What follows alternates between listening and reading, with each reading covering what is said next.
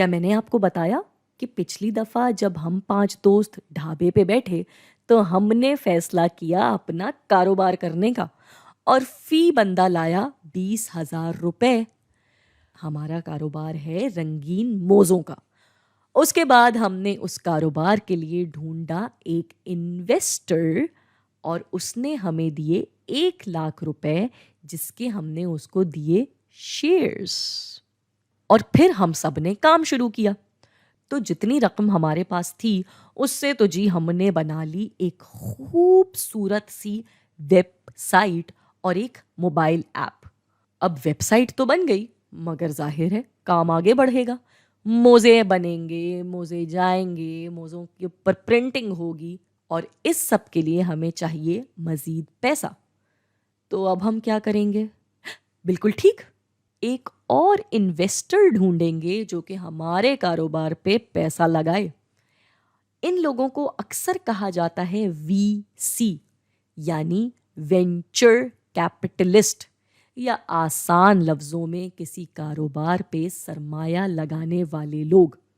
اور وہی ہوا، 10 میں سے 9 لوگوں نے ہمارے منہ پہ دروازہ بند کر دیا۔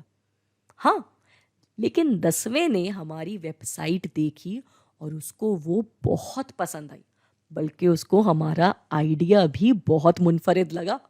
پھر اس نے ہم سے پوچھا کہ ہمارے خیال میں ہمارے کاروبار کی حیثیت کیا ہے، یعنی کتنا پیسہ اس میں لگایا جائے تو یہ ٹھیک طرح سے کام کرے گا، نہ صرف پیسے لوٹانے والے حالات میں آ جائے گا بلکہ منافع بھی کمانے لگے گا۔ اس کے سوال پہ ہم کچھ دیر تو چپ رہے، پھر ہم نے کہا 10 لاکھ، اور ہماری حیرت کی کوئی انتہا نہ رہی جب اس نے آگے سے کہا ٹھیک ہے۔ اور یوں مکمل ہوا ہماری سرمایہ داری کا راؤنڈ اے۔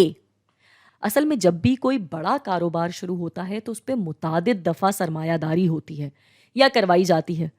اس سرمایہ داری کو راؤنڈ A، B یا C وغیرہ کے نام سے، یا 1 2 3 کے نام سے لکھ دیا جاتا ہے تاکہ اس کا حساب کتاب بہتر انداز میں رکھا جا سکے۔